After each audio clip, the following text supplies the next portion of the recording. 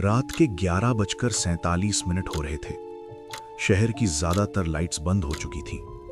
सड़कें खाली थीं और हवा में एक अजीब सी ठंडक थी जो सिर्फ थकान नहीं बल्कि किसी अनजाने एहसास का बोझ भी लग रही थी। उस वक्त रोहन, एक 27 साल का कैब ड्राइवर, एयरपोर्ट से अपनी लास्ट राइड के बाद घर लौट रहा था। पूरी रात गाड़ी चलाने के बाद उसकी आंखें जल रही थीं, लेकिन उसका दिमाग अभी भी जाग रहा था, क्योंकि उसे पता था रात के इस वक्त एक छोटी सी गलती भी महंगी पड़ सकती है। गूगल मैप्स ने अचानक एक शॉर्टकट सजेस्ट किया जो ओल्ड कैंटोनमेंट रोड से होकर जाता था।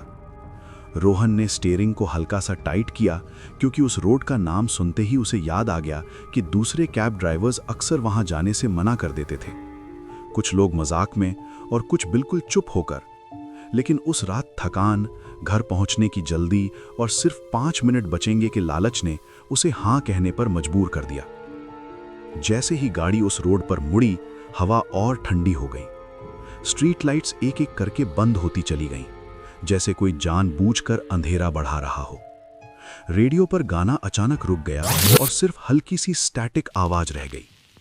तभी हेडलाइट्स के फोकस में रोड के किनारे खड़ी एक औरत दिखी। सफेद साड़ी पहने हुए, खुले बाल चेहरे को आधा ढक रहे थे। सर नीचे झुका हुआ था, जैसे वो किसी का इंतजार कर रही हो। रोहन का पैर अपने आप ब्रेक पर चला गया। दिल ने कहा मत रोको, लेकिन इंसानियत ने कहा रात के इस वक्त किसी को अकेले छोड़ना ठीक नहीं। उसने शीशा नीचे किया और पूछा, मैडम सब ठीक है? कहाँ जाना है? औरत ने धीरे से सर उठाया। चेहरा बिल्कुल नॉर्मल था, इतना शांत कि उस शांति से ही थोड़ा डर लगने लगा, और बहुत हल्की आवाज में कहा, बस थोड़ा आगे छोड़ दीजिए। रोहन ने दरवाजा अनलॉक किया।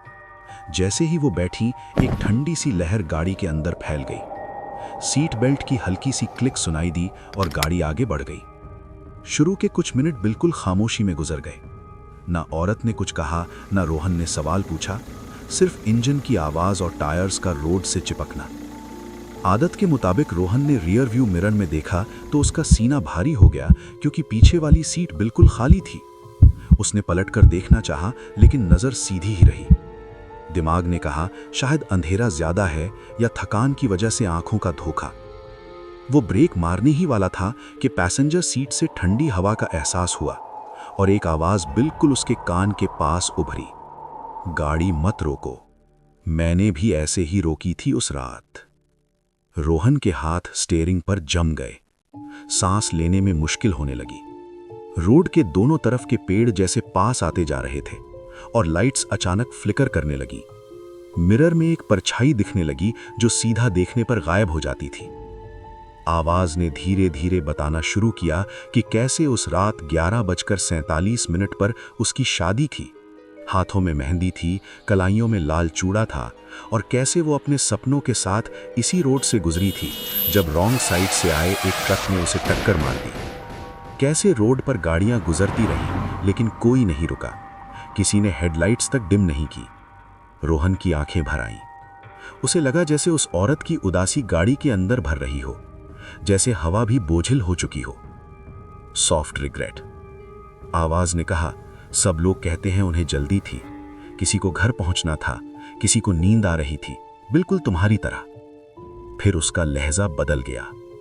उदासी की जगह खालीपन आ गया और उसने पूछा, अगर मैं जिंदा होती तो क्या तुम रुकते?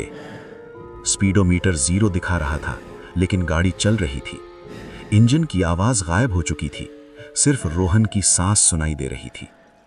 मिरर में अब उस औरत का चेहरा बिल्कुल साफ था, आंखें बिल्कुल काली, जैसे उनमें कुछ बचा ही ना हो, और मुंह से धीरे धीरे खून टपक रहा था।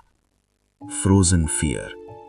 रोहन चीखना चाहता था, दरवाजा खोलकर भागना चाहता था, पर उसका जिस्म जैसे किसी ने पकड़ लिया हो। आवाज गले में ही मर गई।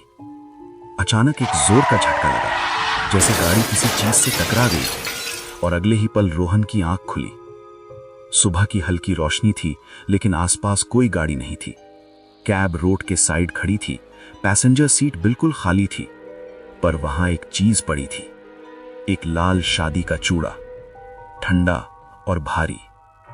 रोहन ने कांपते हाथों से फोन उठाया तो स्क्रीन पर टाइम अब भी 11:47 दिख रहा था, जैसे रात यहीं अटक गई हो।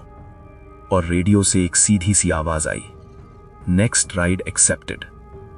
इसलिए आज भी ओल्ड कैंटोनमेंट रोड पर रात 11:47 के बाद कैब ड्राइवर्स राइड कैंसिल कर देते हैं, क्योंकि उन्हें पता है कुछ लोग सफर के लिए नहीं आते, वो सिर्फ ये जानना चाहते हैं कि अगर वो जिंदा होते तो क्या इस बार कोई रुकता।